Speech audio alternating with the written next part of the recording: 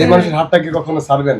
একদমই। এই যে না, এই যে জোর করে ছাড়ানো, আপনি কি মনে করছেন এই মানুষের হাত ধরেছেন? ভাই আপনি ধরছেন তো, হাতটা ধরেন একটু।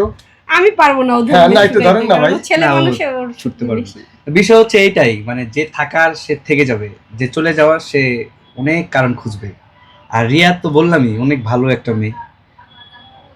আর আপনারা ওই প্রসঙ্গ আর তুললেন না। আলম ভাই নিজে অনেক ভালো মানুষ, আমি ওনাকে সম্মান করি, উনি নিজেও আমাকে অনেক ভালোবাসে। আর তাছাড়া রিয়ার সাথে এখন আর ওর কোনো রকমের দ্বন্দ্ব নেই। তোমার সাথে কি ইতিও হচ্ছে একটা ভালো মেয়ে, বাট অনেক অনেক ভুল করে ফেলছে। ভুল তো মানুষই তো আসলে অবশ্যই অনেক ভালো মেয়ে, ইতিও ভালো, আলমও অনেক ভালো মেয়ে। ইতি তো অবশ্যই ভালো, সে তো আমারই তৈরি, ভালো না হয়ে উপায় নেই। এখন একটু এটা ওটা করে, এটা করে, বাট এখন লাইব্রেরিটি আমি না, এখন অন্য কেউ। আচ্ছা, আমার একটা প্রশ্ন ছিল যে ছেলেরা ছেঁকা খেলে বেকা হয়ে যায় না, বেকা হয়ে যায়, সাথে মদ গাঁজা সবাই খায়, কিন্তু কিছু লোক দেখছি যে একজনকে হারানোর পরে 30-40 জন নিয়ে আসে। এই বিষয়টাকে মানে এই বিষয়ে কি বলবো? না, আসলে যার যার পাপের শাস্তি সে দিবে। এখন ইসলামে যদি এটা হয় তাহলে করবে, আর যদি না হয় তাহলে করবে না।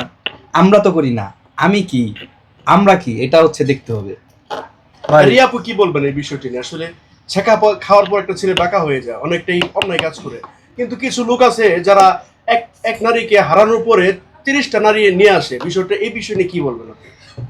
আমি বলবো 30 নারীতে যদি সুখ হতো তাহলে এক নারীর কথা কখনোই চিন্তা করতো না, হামলা টামলা হতো না। না, আমি বলবো যে এক নারী চলে যাওয়ার পর 30 নারী যে পুরুষ নিয়ে আসে, ওনার আসলে এটা, উনি তাহলে 30 নারীতে মানে আসক্ত, বিশ্বস্ত। না না না, আচ্ছা আমরা বিষয়টা এইভাবে নেই, ভালো, তার ভালো লাগে, কাজ করে। 30 নারী নিয়ে আসছে, এখানে তো অবৈধ কোনো কিছু না, সে তো কাজ করতেছে। হ্যাঁ, যে নিয়ে আসবে 30টা নারী, ওই 30 নারীর হচ্ছে গিয়ে একটু দেখে শুনে আনা উচিত যে কাকে নিয়ে আসতেছে সে, বা মিডিয়ার মধ্যে কাকে এনে প্রেজেন্ট করতেছে, জনগণকে কি দিচ্ছে, এটা একটু বুঝে। আমাদের মধ্যে অনেক লড়াই হলো, অনেক ঝামেলা হলো, অনেক মামলা হামলা, মানে কথা ছোড়াছুড়ি, কাদা ছোড়াছুড়ি, অনেক কিছু হয়েছে। এখানে আমি বলবো না ওনার দোষ, এখানে আমি বলবো না আমার দোষ, এখানে বলবো না ওর দোষ, বলবো সবারই দোষ। শুধু একার দোষে সবকিছু হয় না, এক হাতে তালি বাজে না। তো আমাদের সবারই দোষ ছিল, আমরা সবাই সবার মতো করে নিজেদেরকে শুধরে নিয়েছি, যে যার মতো করে বাঁচতেছি। তো আমি চাইবো আমি ভালো আছি, তারাও ভালো থাকুক, সবাই মিলেমিশেই ভালো থাকি। আপু একটা কথা আমার প্রসঙ্গে যাওয়াই লাগে, যেহেতু ভালোবাসার কথাটা উঠে আসলো। আমি শুনেছি আপনি বিগত বছর যার সাথে কাটিয়েছেন, কোনো কিছু হলে আপনাকে অনেক আঘাত করত।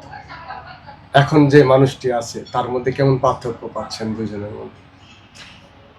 না, এখন যে মানুষটি আছে, দিন যত যায় সেটা দিন ভালো, মানে ভালোই যায়। এখন যে আছে সে আরো বেশি আঘাত করে তাকে। হ্যাঁ আপু, যদি আমি বলবো যে ছিল সে আঘাত করছে, ওইটা চলে গেছে। আসলে কথা কাটাকাটি হয়, আর একজন হাজবেন্ড একজন ওয়াইফকে হ্যাঁ শাসন করতে পারে, শাসনের ছলে গায়েও হাত তুলতে পারে। এখানে আসলে বিষয়টা হচ্ছে আমি কি স্টেপ নিচ্ছি। তো এই বিষয়ে আসলে আমি তার বিরুদ্ধে কোনো স্টেপ নেইনি বা নিবও না, এটা চলে গেছে। আর সামনে কেউ যদি আমার উপরে অন্যায় করে তাহলে তো আমি ছেড়ে দিব না। এখন কি হুশকে হুশায়া পছন্দ?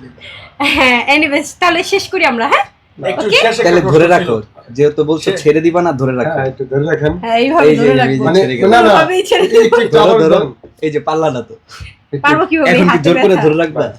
যাও এখন। আসলে এটাই হচ্ছে কি, যে এটাই প্রমাণ দেয়। এই যে না না, একটু ধরে রাখেন, আমরা একটু বলতেছি। আপু এই যে হাতটা ধরছে